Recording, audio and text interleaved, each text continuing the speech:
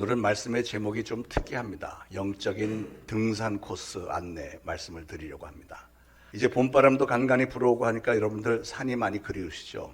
그래서 오늘은 평소에 산 구경을 할 기회도 별로 없었고 등산할 기회도 없는 여러분들을 위해서 성경에 나오는 몇 개의 산으로 여러분들을 모시고 갈까 합니다. 그런데 말씀을 드리기 전에 한 가지 말씀드려야 될 것은 괜히 오늘 설교 듣고 나서 나는 앞으로 주일날 산에 위에 올라가서 하나님과 가까이 있기로 했다 하는 분이 혹시라도 생길까 봐 노파심에서 드리는 말씀인데, 요즘에 그 주일날 멀쩡한 대낮에 산 위에서 벼락 맞는 사람이 그렇게 많다네요. 그러니까 여러분 산에 가시려거든 주일날 피해서 평일날들 가시기 바랍니다. 자, 성경에 보니까 산 위에서 아주 중요한 일들이 많이 벌어졌는데요, 오늘 말씀을 들으면서 그 등장인물들이 산 위에서 경험했던 그 영적인 체험과 축복과 도전들을 여러분도 오늘 받게 되시기를 축원을 드립니다. 첫 번째 산으로 여러분을 모시겠습니다. 첫 번째 산은 창세기 22장에 나오는 모리아산입니다. 모리아산. 여러분, 모리아산 그러면 누가 생각나죠? 아브라함이 생각나야 되죠. 아브라함. 믿음의 조상 아브라함이 하나님의 말씀에 순종해서 아들 이삭을 번제물로 바치려고 했던 사건입니다. 아브라함에게는 100세 때 하나님께서 주셨던 정말 소중한 귀한 아들 이삭이 있었습니다. 그런데 어느 날 하나님께서 갑자기 그 아들을 번제물로 바치려는 거예요. 번제물이 뭡니까? 그 아들을 죽여서 각을 뜨고 태워서 하나님께 바치라는 거잖아요. 이 얼마나 말도 안 되는 정말 기가 막히는 말씀입니까? 그러나 아브라함은 하나님으로부터 그 명령을 듣고 나서 아침에 일찍 일어나서 사랑하는 독자 이삭을 데리고 사흘길이나 되는 모리아산으로 갔다고 했습니다. 그 사흘길, 아브라함에게는 얼마나 고통스러운 사흘이었겠습니까? 모리아산이 가까이 왔을 때 아들 이삭이 묻습니다. 아버지, 불과 나무는 있거니와 번제할 어린 양은 어디 있나이까? 그랬더니 아브라함의 대답이 하나님이 준비하셨을 거야. 그렇지만 그 마음에 얼마나 뜨끔했겠어요. 얼마나 괴로웠겠습니까? 드디어 모리아산에 도착하자 아브라함은 아들 이삭을 결박을 했고요, 칼을 들어서 마침내는 이삭을 잡으려고 했습니다. 100세에 얻은 그 소중한 아들을요, 가슴이 찢어지는 일이었지만 웬만한 사람 같았으면 하나님 다른 거는 다 바칠 수 있겠는데 얘만은 안 되겠어요. 이래야 정상 아니에요? 차라리 저의 재산을 가져가시든지 제 목숨을 대신 가져가 주세요. 이렇게 했을 것 같은데 아브라함은 전혀 그런 제한도 하지 않았고 따지지도 않았고 주저하지도 않았고요, 하나님의 명령 앞에 곧바로 순종을 했던 겁니다. 사랑하는 여러분, 하나님은 때로 우리 속에 있는 믿음을 증명해 보일 것을 요구를 하십니다. 오늘 아브라함에게 그랬듯이요. 여러분, 믿음은 어떻게 증명할 수 있을까요? 아브라함이 보여줬던 것처럼 절대적인 순종의 모습으로 믿음이 증명이 돼야 된다는 겁니다. 하나님은 때때로 우리가 가장 소중하게 여기는 것을 바치라고 명령을 하십니다. 물론 아브라함도 인간이기 때문에 때때로 실수 여러 번 했습니다. 그러나 아브라함이 정말 잘한 게 있는데 그것은 결정적인 때, 바로 오늘 같은 이런 장면에서 정금 같은 믿음을 보여줬던 일입니다. 보통 사람으로서는 할 수 없는 일을 아브라함은 하나님 앞에 순종을 했던 거예요. 가만히 보면 아브라함은 하나님을 섬기는 일에 관해서만은 그 누구도 흉내낼 수 없는 아주 천재적인 신앙인의 모습을 보여줬습니다. 아브라함은 자기가 믿는 하나님은 자기 아들 이삭을 절대로 그렇게 죽도록 내버려 두실 리가 없는 분이라는 걸 알았던 거죠. 그렇기 때문에 믿음의 조상이라는 영광스러운 호칭을 받게 된 것입니다. 사랑하는 여러분, 하나님은 오늘 여러분에게도 여러분의 믿음을 증명해 보일 수 있는 기회를 주시는 줄로 믿으시기 바랍니다. 신앙의 지혜는 그런 기회가 왔을 때, 하나님이 너의 믿음을 증명해 보여라 했을 때, 기회다. 이 기회를 붙잡고 절호의 기회라고 생각을 하고 여러분의 신앙을 증명해 보여드리는 것, 이게 진정한 신앙의 지혜입니다. 하나님은 우리를 너무나도 잘 아세요. 어떻게 하시냐면 우리 인간은 매사에 하나님을 만족시킬 만한 능력은 전혀 없는 존재라는 것을 하나님은 잘 알고 계십니다. 그러기에 하나님께서 우리에게 어떤 특정한 기회를 주셨을 때 그거를 기회다 이렇게 알아보고 그 기회에 대해서 아주 적시타를 때릴 줄 아는 사람을 하나님은 아주 흡족해 하시고요, 축복을 부어주시고 높여주시는 줄로 믿으시기 바랍니다. 저는 여러분 모두가 다 그런 기회를 알아보는 분별력과 통찰력과 또 그 기회를 붙잡고 활용할 줄 아는 지혜로운 결단력의 소유자들이 다 되시기를 축원을 드립니다. 여러분이 아무리 믿음이 좋다고 자부를 하고 말씀을 줄줄줄 외워대고 기도 생활을 아무리 많이 한다고 해도 만약에 여러분이 하나님이 이렇게 하라 하셨는데 그 일을 하나님의 기대에 맞춰서 행하지 않으면 그 사람은 진정한 믿음이 없는 사람이든지 아니면 지혜가 부족한 사람일 것입니다. 사랑하는 여러분, 여러분은 지난 주간 한 주간 동안에 얼마나 하나님의 말씀을 순종하면서 잘 사셨는지요? 우리 신앙을 잘 분석을 해보면 사실 우리는 신앙에 관해서도 얼마나 조건부이고 얼마나 이기적인지 모르겠습니다. 우리는 기도할 때도 얼마나 이기적입니까? 그래서 기도할 때 많은 조건을 제시하잖아요. 하나님, 이것만 좀 해주시면, 만약에 제 병을 낫게 해주신다면 제가 이런 일 하겠습니다. 지난 3년 동안에 우리가 많이 했던 기도가 뭐예요? 많은 여러분들이 대표 기도할 때마다 그런 얘기 했잖아요. 하나님, 이 코로나만 멈추게 해주시면, 그래서 우리 코로나 이전의 일상으로 돌아가게만 해주신다면 모이는 일에 갑절이나 더 열심히 하겠습니다. 얼마나 신앙의 결단들 많이 했습니까? 그런데 거기에 붙어있는 조건, 코로나만 좀 멈춰주신다면, 일상으로 돌아가게 해주신다면, 이런 식으로 우리는 조건을 붙여왔어요. 물론 그런 기도라도 하지 않는 사람보다는 월등하게 낫지만, 그러나 여전히 그런 기도는 이기적이고 조건적인 기도라고 할 수밖에 없죠. 때로 하나님은 우리가 가장 소중하게 여기는 것을 내놓으라고 하시는데, 그럴 때 대부분 사람들은 어떻게 반응하죠? 주님, 제가 무엇이든지 순종하겠는데 이것만은 안 되겠습니다. 제가 이 세상 모든 사람들 다 용서할 수 있지만 저 사람만은 용서 못하겠어요. 조건적이고 이기적이고 한정적이죠, 우리는. 그런데 어떤 사람들은 그 중에서 한두 가지만 순종을 해놓고도 나는 너무 순종형이야. 자기가 굉장히 순종파라고 이렇게 얘기하는 사람들도 종종 있습니다만, 그러나 그건 순종이 아닙니다. 순종이라는 것은 여러분의 마음에 들지 않고 여러분이 하기 불가능해 보이는 일도 하는 것, 이게 순종이지 할 수 있는 것만 하는 것을 순종이라고 하지 않습니다. 엄밀하게 말하면 그것도 불순종으로 들어가는 거죠. 만약에 여러분이 아직도 그런 수준의 신앙이라면 오늘 여러분은 모리아 산으로 올라가시길 바랍니다. 그곳에서 찐 순종이 뭔지, 믿음의 조상 아브라함을 한번 만나보시길 바랍니다. 아브라함으로부터 절대 순종이라고 하는 것이 어떤 것인지를 배울 수 있기를 바랍니다. 그런 찐 순종에 대해서 하나님이 아브라함을 어떻게 보답을 해주셨는지 눈여겨보시길 바랍니다. 그것이 오늘 하나님이 모리아산에서 우리에게 주시는 첫 번째 도전입니다. 저는 저나 여러분이나 하나님의 말씀 앞에 항상 이렇게 순종을 잘하는 성도님들이 되시기를 축원을 드립니다. 자, 두 번째 산은 여러분을 신의 산으로 모시고 가겠습니다. 신의 산 그러면 누가 생각이 나야 돼요? 모세가 생각이 나야 되죠. 모세는 그 신의 산에서 40일간 금식 기도를 해갖고 깊은 영적 체험을 했습니다. 그곳에서 하나님을 만났고 하나님의 음성을 직접 들었고 하나님이 직접 만들어주신 십계명을 새긴 돌판을 받는 영광을 누렸습니다. 사랑하는 여러분, 여러분도 신의 산에 자주 올라가시기 바랍니다. 하나님은 여러분에게는 우리 초대신앙교회를 신의 산으로 삼아주신 줄로 믿으시길 바랍니다.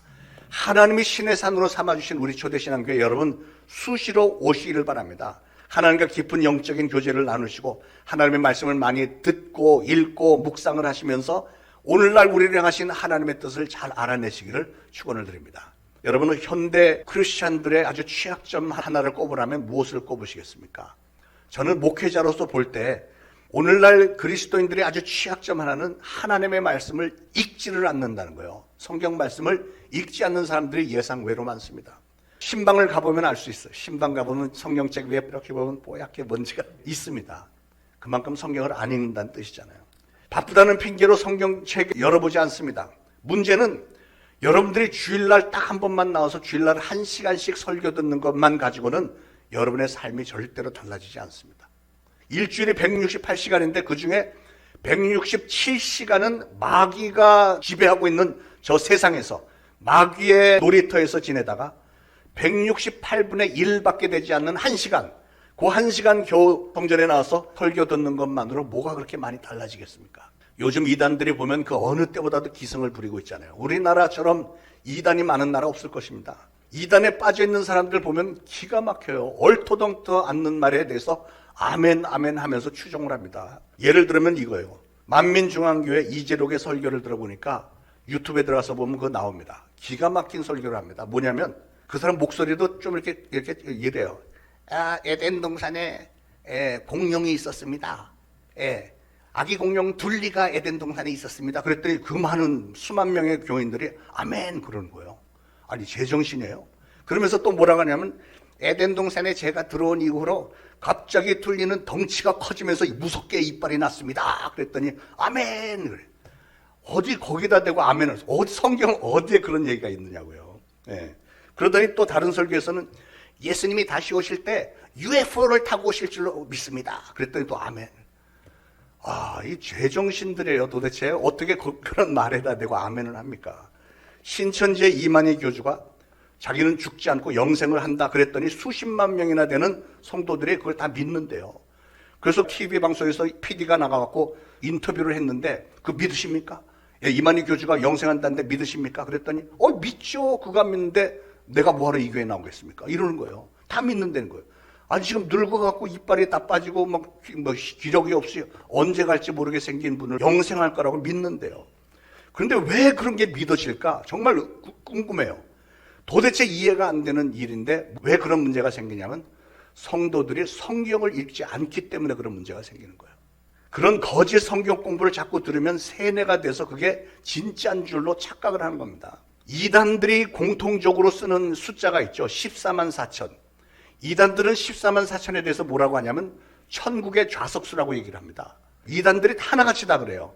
그런데 성경 어디에 천국의 좌석수가 14만 4천 개라고 하는 말이 어디 있습니까? 14만 4천이라는 수는 계시록에만 나오는데 뭐라고 되어 있냐면 7년 환란이 오면 7년 환란 중에서 전반 3년 반 동안에 이스라엘의 전도자들이 나와서 전도를 하는 거예요. 그러니까 각 지파에서 12,000명, 12,000명에서 14만 4천 명이 전도를 하는데 이미 믿는 성도들은 다 들려올림을 받았고 구원받지 못한 사람 중에서 마지막 기회를 주는데 이스라엘의 전도자 14만 4천 명이 나와서 3년 반 동안 열심히 전도한다고 기록이 돼 있어요.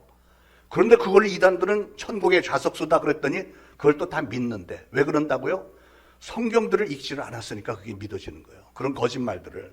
여러분 성경 말씀으로 정독을 했다면 이단에 절대로 빠질 리가 없잖아요. 여러분의 영혼이 건강을 유지하기 위해서는 반드시 영적인 신의 산에 자주 올라가셔야 됩니다. 무슨 말이냐면 그곳에서 여러분 신앙의 선조들을 만나고 그분들이 만난 하나님을 만나고 하나님께서 그분들에게 주신 하나님의 말씀을 우리가 듣고 읽고 묵상을 해야 된다고 말이죠. 사랑하는 여러분, 올해 여러분 모두는 반드시 성경을 1독 이상씩 하시길 바랍니다. 저 로비에 보면은 성경 통독 스케줄 제가 만들어 놓은 게 있는데 그걸 참고를 해서 매일 3장 반씩만 읽으면 여러분 1년이면 성경 통독합니다. 성경을 아직 안 읽으신 분들은 여러분도 만약에 양심이라는 게 있다면 가슴에 손을 얹고 생각을 해보세요. 교회를 다니면서 기독교인이라고 하면서 어떻게 성경을 안 읽고 내가 기독교인이라고 말할 수 있습니까? 교회 다니지 않는 사람들도요, 지성인이라면 성경을 한 번씩은 다 읽었더라고요.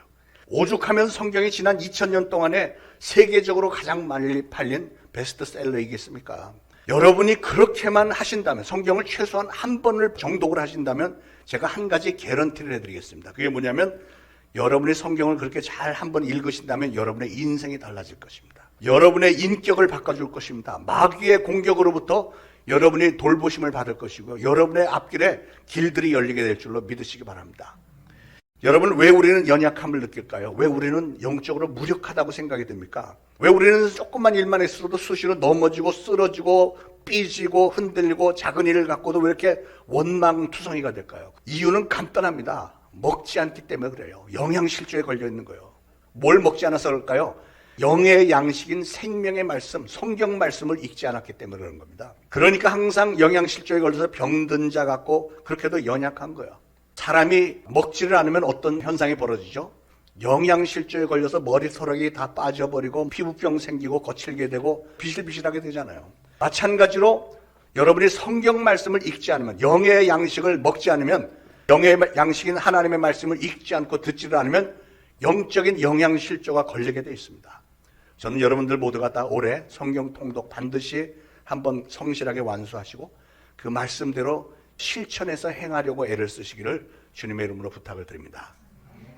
자, 세 번째 산은 갈멜산입니다. 갈멜산. 우리가 오늘 봉독한 성경 열왕기상 18장 말씀인데요. 자, 갈멜산 하면 또 누가 생각나시죠? 엘리야 선지자가 생각나시겠죠. 갈멜산의 엘리야 선지자에게서 배울 수 있는 영적인 교훈은 뭐냐면 기도의 능력입니다. 많은 사람들이 기도를 합니다. 그런데 대부분 사람들이 기도를 하면서도 자기가 올리는 기도가 응답받을 거라고 생각을 안 하는 것 같아요. 여러분, 여러분이 기도를 하면 반드시 응답을 받는다고 믿으시기 바랍니다. 엘리야는 기도를 했을 때 엄청난 기적을 체험을 했습니다. 갈멜산에서 엘리야는 바알 선지자 450명과 아세라 선지자 400명 합해서 850대 1로 경합을 벌였습니다. 무슨 경합이죠? 누가 진정으로 살아계신 신이냐 하는 것을 증명해 보이기 위한 경합을 했습니다. 그들은 제단을 쌓아놓고 짐승을 제단 위에 올려놓고 자기들이 기도를 하면 자기들이 섬기는 신이 불을 내려서 이 제단을 다 태워주실 것을 바라서 그 우상 숭배자들이 죽어라고 하루 종일 기도를 했지만 아무 일도 일어나지 않습니다. 마침내 엘리야 선지자가 하나님 하고 한 번 기도했더니 당장에 불이 쏟아지면서 완전히 제단을 다 태우잖아요. 그래서 갈멜산에서 엘리야가 대승리를 거뒀습니다. 그래서 우상 숭배자들은 무참하게 대참패를 했고 그들을 850명은 전부가 다 죽임을 당했습니다. 사랑하는 여러분, 여러분도 영적으로 연약해질 때가 있겠죠. 세상에서 신앙을 지키려고 애쓸 때 낙담될 때가 왜 없겠습니까? 그럴 때마다 우리는 갈멜산에, 즉 여러분의 초대 신앙교회로 올라오시길 바랍니다. 이 교회에서 여러분 무릎 꿇고 기도하시기 바랍니다. 내 집은 만민이 기도하는 집이다. 우리 하나님 말씀하셨잖아요. 우리는 왜 사탄에게 힘없이 집니까? 그 이유는 기도를 안 하기 때문이라는 거예요. 혹은 기도를 해도 별 믿음이 없이 그냥 중언부언 들어줄 수 있으면 들어주시고 아니면 간두고 그런 기도를 왜 합니까? 여러분 기도에 대한 확신을 가지고 좀 기도하시기 바랍니다. 여러분은 지난 주간에 얼만큼이나 기도하셨는지요? 몇 시간이나 기도하셨습니까? 몇 분이나 기도하셨습니까? 몇 초나 기도하셨습니까? 기도 전혀 안 하면서 한 주간 지나는 분들도 없지 않아 있는 것 같아요. 기독교인이라고 하면서. 여러분 요즘에 기도를 쉬고 계신 분들, 특별히 새벽 기도를 쉬고 계신 분들 요즘 좀 살만하신가 보죠? 그러니까 기도를 안 하시겠죠? 그분들 제가 하나님께 특별히 말씀드려서 기도를 해야만 할 이유를 좀 만들어 달라고 얘기해 볼까요? 예, 그런 일이 생기기 전에 한국말로 할 때 여러분 기도 좀 하시기 바랍니다. 신앙인 그러면 제일 먼저 떠오르는 게 기도잖아요. 기도하셔야 돼요, 여러분. 여러분의 삶이 평탄할 때 기도 더 많이 하셔야 됩니다. 왜냐하면 오늘 여러분의 삶이 평탄하면 그 다음 단계는 내리막길일 수 있기 때문에 그렇습니다. 어려운 문제가 있으십니까? 그런데 왜 기도를 안 하시죠? 그렇게 힘든 상황 가운데 그냥 바둥바둥 살다가 그냥 가실 거예요? 문제 해결을 봐야 되지 않겠어요? 여러분이 믿는 하나님에게 좀 호소를 하셔야 될 것 아니겠어요? 우리 신앙인들은요, 기도가 없이는 힘이 없습니다. 하나님이 해주셔야 되는 거예요. 기도가 없이는 우리 인생이 절망스럽고 삶이 어두울 수밖에 없습니다. 하나님께서 길을 열어주지 않으시면 우리 앞이 보일 리가 없죠. 여러분, 기도는 우리에게 놀라운 힘을 줍니다. 기도를 하면 소망이 생기고요, 확신이 생기고 그러고 나서 길이 열리고 지경이 넓혀지게 되어 있습니다. 꼭 믿으시고 기도하세요. 특히 교회 중직들 물론이고 모든 재직들, 서리집사부터 모든 직분자들, 구역장, 각 부서 팀장들, 여선교회, 남성교회 회장들과 임원들, 성가대원들, 주일학교 교사들 다 기도하셔야죠. 하나님으로부터 직분을 받으신 분들이 어떻게 하나님과의 교제 없이 맡겨진 직분을 감당할 수 있겠습니까? 하나님께서 맡겨진 직분, 하나님의 뜻을 우리가 어떻게 할 수 있겠습니까? 기도 없이는. 새벽기도 매일 하기 물론 쉽지 않지만 그래도 최소한 일주일에 하루나 이틀은 하실 수 있잖아요.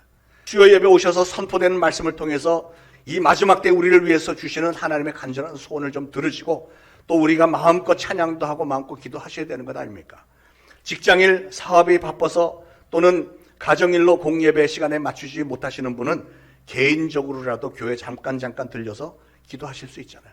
원하시는 분은 제가 비밀번호 드릴 테니까 아무 때고 오셔서 기도하시면 됩니다. 신앙인이라면 수시로 하나님의 전에 나와서 무릎을 꿇고 기도해야 되잖아요. 엘리야 선지자가 무릎을 꿇음으로 인해서 3년 반 동안이나 비가 오지 않았던 그 땅에 폭우가 쏟아지게 만들었습니다. 마찬가지로 여러분도 하나님 앞에 무릎을 꿇고 기도하심으로 오늘날 여러분들이 당면한 심각한 문제들 하나님으로부터 해결받게 되기를 축원을 드립니다. 이 세상을 말씀으로 창조하신 하나님에게 불가능한 일은 단 하나도 없습니다. 모든 것이 가능하다고 그랬잖아요. 내게 능력 주시는 자 안에서 내가 모든 일을 할 수 있느니라 그랬잖아요. 그런데 거기에 조건이 있어요. 그런 능력을 받으려면 어떻게 해야 돼요? 여러분이 기도를 해야 가능한 거예요. 기도를 해야. 여러분이 기도하지 않는데 하나님이 모든 것을 다 해주실 이유가 없잖아요. 사랑하는 여러분, 여러분의 가정을 살리는 길은 기도밖에 없습니다. 여러분의 직장 문제, 여러분의 사업 문제 해결하는 방법은 기도밖에 없습니다. 하나님께서 축복해 주셔야 가능한 거예요. 여러분의 자녀를 축복된 길로 인도하실 수 있는 분은 하나님밖에 없습니다. 여러분의 진로가 맞겠습니까? 기도하시기 바랍니다. 하나님의 자녀가 된 여러분이 사는 길은 여러분이 섬기시는 우리 초대신앙교회가 살아야 되고, 교회가 사는 길은 성도된 여러분들이 나와서 기도하셔야 되는 거예요. 여러분의 가정이 사는 길은 여러분이 가정을 위해서 기도하셔야 되는 겁니다. 여러분의 담임 목사를 위해서 기도해 주시기 바랍니다. 우리 민족이 사는 길도 기도밖에 없습니다. 대통령을 위해서 기도하시고 위정자들, 경제인들, 모든 분야의 지도자들 위해서 여러분 기도하시기 바랍니다. 이 나라가 보면 너무 시끄러워요. 뉴스를 보면 전부 싸우기나 하고 편갈라서 이런 적이 없었던 것 같은데 너무 심한 것 같아요. 이 한반도 위에 이간질시키고 우리를 분열시키는 악한 마귀의 영이 강하게 지배하고 있는 것 같습니다. 그 악한 영들 다 물리쳐달라고 우리 기도하셔야 돼요. 내가 나사렛 예수 그리스도로 명하노니 이 한반도 위에서 우리 이간질시키고 분열시키는 악한 영들, 더러운 귀신들, 마귀 다 떠나갈지어다. 한반도에서 다 떠나갈지어다. 이렇게 기도하시기 바랍니다. 우리가 그렇게 합심해서 기도하면 우리나라 세계 최고의 민족 될 수 있습니다. 우리가 단일 민족인데 우리가 힘만 합치면 무슨 일인들 못하겠어요. 네, 충분히 할 수 있습니다. 중요한 것은 하나님이 지금까지 우리를 도와주셨던 것처럼 앞으로도 계속 도와주셔야 그게 가능한 거예요. 성도가 가장 기본적으로 해야 되는 일은 뭡니까? 성경 말씀 읽어야 되고 기도해야 되고 찬양해야 되고 당연한 얘기잖아요. 갈멜산, 그곳은 기도의 역사가 일어났던 곳입니다. 하나님은 우리 초대신앙교회를 갈멜산으로 삼아주신 줄로 믿습니다. 갈멜산인 이 초대신앙교회 여러분 매일 수시로 나오셔서 부르죠. 기도하시면 엘리야 선지자의 기도를 응답하시는 하나님은 여러분의 기도도 응답해 주실 줄로 믿습니다. 네 번째 산은 길보아산입니다. 길보아산. 길보아산 그러면 누가 생각날까요? 사울 왕이 생각나야 됩니다. 사울 왕. 사울은 우리가 잘 아는 대로 처음에는 겸손한 사람이었지만 그러나 그가 왕이 되고 나서는 점점 교만해졌습니다. 나중엔 너무 교만해져서 제사장만이 할 수 있는 제사까지도 자기가 직접 집례를 했다가 하나님에게 버림을 받죠. 하나님은 사울의 왕위를 박탈하셨고 다윗으로 하여금 왕위를 계승하게 하셨습니다. 그럼에도 불구하고 사울은 끝까지 회개하지 않고 자기 방식으로 왕위를 지키려고 하다가 결국은 길보아산에서 비참한 죽음을 맞이합니다. 그게 바로 교만한 사람의 최후입니다. 교만한 사람 사울에게서 하나님이 등을 돌려버리시니까 사울은 자신뿐만 아니라 자손 몇 대까지 다 패가망신하게 된 거예요. 잠언 16장 18절에 교만은 패망의 선봉이요 거만한 마음은 넘어짐의 앞잡이니라 그런 말씀이 있습니다. 성경이 누누이 강조하는 교훈이 바로 그거예요. 교만하지 마라. 겸손해야 돼요. 교만한 자는 결국 낮아지고 겸손한 사람을 하나님은 높여주시는 거예요. 야고보서 4장 10절에 주 앞에서 낮추라 그리하면 주께서 너희를 높이시리라 그랬잖아요. 이게 바로 하나님의 뜻입니다. 자기를 낮추는 자를 하나님은 높여주신대요. 그러나 사울 왕은 자기가 스스로 자기를 높이기만 원했기 때문에 하나님은 결국은 그를 버리신 거예요. 사랑하는 여러분, 우리는 길보아 산으로 등산을 해야 될 필요가 있습니다. 그곳에서 우리는 교만함 때문에 비참한 최후를 맞이했던 사울의 모습을 봐야 돼요. 그 모습을 우리가 기억하면서 교훈을 얻어서 나는 저렇게 되지 않겠다. 나 자신을 항상 낮추면서 오히려 상대방의 발을 씻어주면서 겸손하게 살아야 될 것을 다짐을 해야 되겠습니다. 자, 마지막 산 갈보리산입니다. 갈보리산. 갈보리산 그러면 누가 생각나야 되죠? 예수님이 생각나야죠. 지금 사순절 기간인데 우리 주님께서 당하신 고난을 생각하면서 갈보리산을 우리는 기억을 해야 됩니다. 갈보리산에서 배울 수 있는 아주 귀한 교훈은 예수님의 그 엄청난 은혜와 희생입니다. 우리를 위한 희생. 예수님은 우리의 죄를 대신해서 십자가에 달려 돌아가시기 위해서 이 땅에 오신 죄 없으신 하나님의 아들이십니다. 아무 죄도 없이 십자가 위에서 온갖 희롱과 모욕과 정말 심한 고통을 당하시고 돌아가셨죠. 억울하게 당하시면서도 예수님은 침묵을 지키셨습니다. 자신을 변호하려고 애쓰지도 않았고 그런 말씀 한마디도 없었고요. 다른 사람을 비난하거나 책망하지도 않았고 묵묵히 십자가의 길을 가셨습니다. 오히려 그 자리에 자기를 못 박는 그 사람들을 향해서 아버지 저들을 용서해 주세요. 저들이 지금 자기들이 무슨 일을 하는지 알지 못합니다 하면서 그들을 측은히 여기고 사랑하는 마음으로 하나님께 기도까지 하고 가셨어요. 이런 신령한 모습을 우리는 좀 주님으로부터 배워야 되겠습니다. 우리는 하나님의 자녀이며 동시에 우리가 예수님의 제자라고 스스로 얘기를 하잖아요. 그렇다면 예수님의 모습을 우리도 닮아야 되지 않겠습니까? 그 갈보리산 위에서 우리를 위해서 죽어주신 그 예수님의 삶을 우리도 좀 배워야 되겠어요. 예수님은 그 갈보리산 십자가 위에서 죄도 없이 벌거벗긴 채로 손과 발에 커다란 대못이 박히고 피가 뚝뚝뚝 떨어지는 모습으로 고통의 몸을 떠시면서 십자가에 달려 돌아가셨는데 그 모습을 우리는 늘 기억을 해야 되겠습니다. 제가 며칠 전에 손가락에 문제가 생겨서 손바닥에 수술을 받았는데 지난 3일 동안, 오늘이 3일째인데 이게 얼마나 아픈지 수술하고 나서 테이프를 막 총총총총 이렇게 막 박아놨는데 이게 3일 동안 지끈지끈하고 수술을 받을 때도 마취 주사 넣는데 그게 그렇게 아파요. 근데 수술 끝나고 나중에 알게 된 얘기인데 우리 인체에서 가장 통증을 많이 느끼는 부분이 손바닥하고 발바닥이라네요. 그리고 이게 잘 낫지를 않는데 왜냐하면 손바닥 발바닥은 두껍기 때문에 근데 마취 바늘만 들어가도 너무 아픈데 우리 예수님은 어떠셨을까? 이런 생각을 해봤어요. 하필이면 제일 아픈 부분, 손과 발에, 그것도 마취 주사 이런 것도 아니고 대못으로 그냥 박아갖고 그 무거운 몸무게를 다 지탱하도록 하셨으니 저는 그래도 마취나 받고 그러고 지난 3일 동안 계속 진통제를 먹으면서 버텼지만 예수님은 얼마나 아프셨을까? 얼마나 고통스러우셨을까? 이런 생각을 하면서 얼마나 죄송하다는 마음이 들더라고요. 여러분, 예수님이 그 고난의 길, 그 고통의 길을 가신 이유가 뭐예요? 바로 저와 여러분, 우리의 죄를 용서하시고 우리로 하여금 천국 길을 갈 수 있는 길을 열어주시기 위해서 그런 거잖아요. 그 예수님의 희생의 사랑을 우리 다시 한번 감사하면서 그 사랑을 우리도 배우면서 우리도 조금이라도 그런 희생의 모습, 남들을 위해서 사랑하면서 내가 좀 손해를 보고 하는 거 좀 감안을 했으면 좋겠습니다. 여러분, 희생은 언제 가능할까요? 희생은 내가 누구를 진실로 사랑할 때 희생이 가능한 겁니다. 상대방을 진실로 사랑하면 우리는 뭐든지 할 수 있습니다. 하나님은 세상을 이처럼 사랑하사 독생자를 주셨다. 하나님은 아브라함의 독생자는 죽이지 못하게 막으셨지만 그러나 하나님 당신의 독생자는 십자가의 길을 가게 내버려 두셨습니다. 왜냐하면 우리를 사랑하시니까요.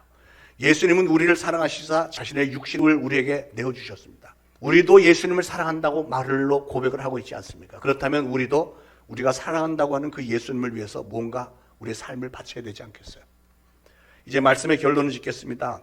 첫 번째 산 모리아에서 우리는 믿음의 조상 아브라함을 만났고요. 하나님의 말씀에 절대로 순종했던 그 순종의 도를 배웠습니다.